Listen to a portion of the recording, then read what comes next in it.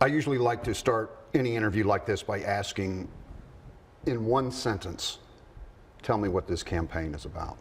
This campaign is a grassroots coalition that is about ending the state's total abortion ban and making sure people have reproductive freedom. Your opponents say it's about a whole lot more than that. And as you know, we've been through 2 years of court fight over language and structure.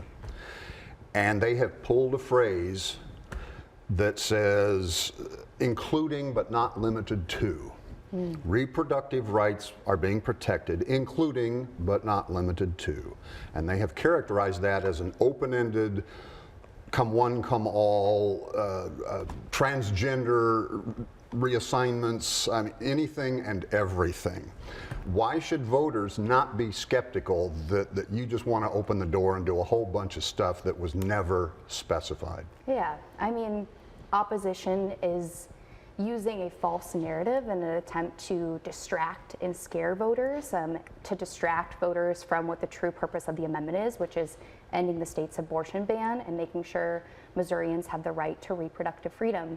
And as you mentioned, the court cases that we were involved in and have taken the last 2 years of my life, judges didn't agree with the opposition's assertion about the amendment being this boundless and unlimited right?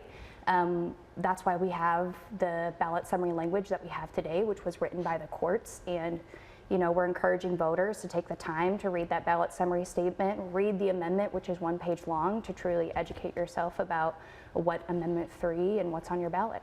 Now, ultimately, you prevailed in the court fight. Yes.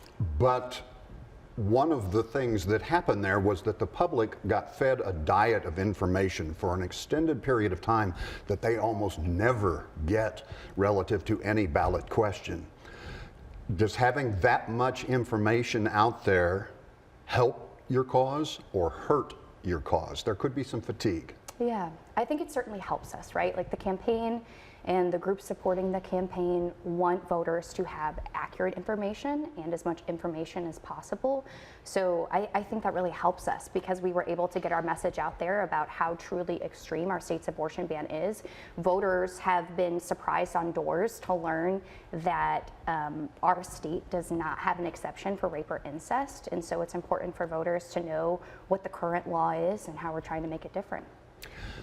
In 2022, I believe there were 7 states that had abortion rights ballot language, and it prevailed in all 7 of them, including so-called red states like Kansas and Ohio. This year, I think Missouri is one of 10 states, but arguably it has the most anti-abortion legislature and political structure in Jefferson City of any state that has this on the ballot. Yeah. What kind of pressure does that put you under to keep the string of wins going? Oh, that's a great question. I think what's important to note about these amendments is it truly is about individuals' reproductive freedom, right? Regardless of where you fall on the political spectrum, whether you're voting red or blue or purple or green, it really is about giving people the ability to make this very personal decision for themselves. And that's why you'll see states that are, dubbed red voting the way they do on this issue, because the right to reproductive freedom is popular.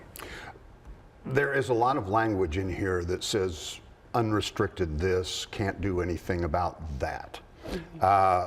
In fact, restrictions must be justified, quote, by a compelling governmental interest achieved by the least restrictive means possible. Is the state of Missouri going to have any say in health care for women when this thing passes, as you would hope it does? Yeah, absolutely. And that compelling interest by the least restrictive means is a lawyer long form for strict scrutiny, right? That is a standard which means that the government has to prove that any restriction they put forward is justified by the least restrictive means. Our amendment further, it states that those restrictions that protect the health and safety of patients may remain and stay in place. Restrictions that meet clinically accepted standards of care will also be able to be in place. So the government will be able to keep those in place. It just now means that the government, if they choose to put on further restrictions, they'll need to make sure they meet that standard. The other side says parental consent will disappear. Is that true? No, this amendment does not impact parental rights. We have seen that narrative a lot. Again, it's one of those talking points that opposition uses to really scare and distract and divide Missourians on this issue. Voting yes on this amendment actually allows parents to protect their children. It ensures that parents have the ability to make sure that their child can get the care they need. Right now, the government doesn't get that ability. The other side says the language will allow for abortion at any point in pregnancy without any restriction whatsoever. Is that true?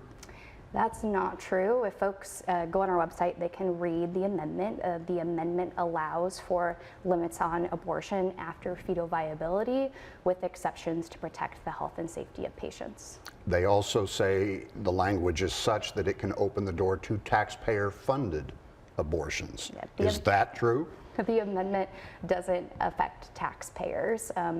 This amendment is about giving people the opportunity to make their own medical decisions. And again, regardless of where people fall on the issue, this is really about making sure the government does not have a choice and say over people's individual liberties. If I'm not mistaken, most abortion as it is practiced in this country is chemically induced. Yes, medically induced. You have language that talks about rules and regulations must be consistent with widely accepted clinical standards of practice and evidence-based medicine. The Missouri Supreme Court may have its own mifepristone decision to make. Is it going to be able to meet the standards of scrutiny as defined in Amendment 3? Yeah, when the amendment passes, this is a law that will go into effect after 30 days, and the courts will have to remedy that decision with the amendment. Will this thing be tied up in the courts even after November 5th, and will women see the opportunity to have this kind of procedure sooner rather than later, or later rather than sooner? Our coalition's goal is to make sure people can get access as soon as possible. Just like all constitutional amendments, after they pass, they go into effect 30 days later. But yes, we can expect litigation after the amendment passes. I want to ask you one last question about the campaign that's going on. When it started, the advertising, the testimonials were mostly about liberty, rights, freedoms. Yeah.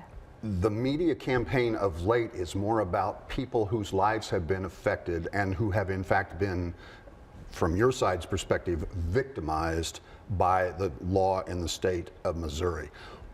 Why that shift?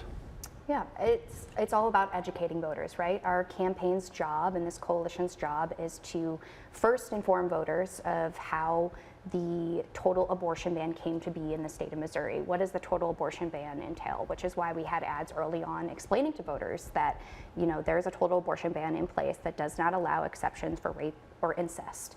And we have lots of folks from across the state of Missouri who want to tell their stories. We want voters to know how this has impacted people in our community and our neighbors from all across the state. You're an attorney for the American Civil Liberties Union. Yes, sir. Are you going to be in court for as long as you can see into the future? Because the questions and the challenges are not going to end on November 5th, true? Yeah, and that's the case with most legal rights in our country. And that's why I enjoy being a lawyer so much. Like, the law is constantly evolving to meet the needs of its citizens, and I don't think that's a bad thing.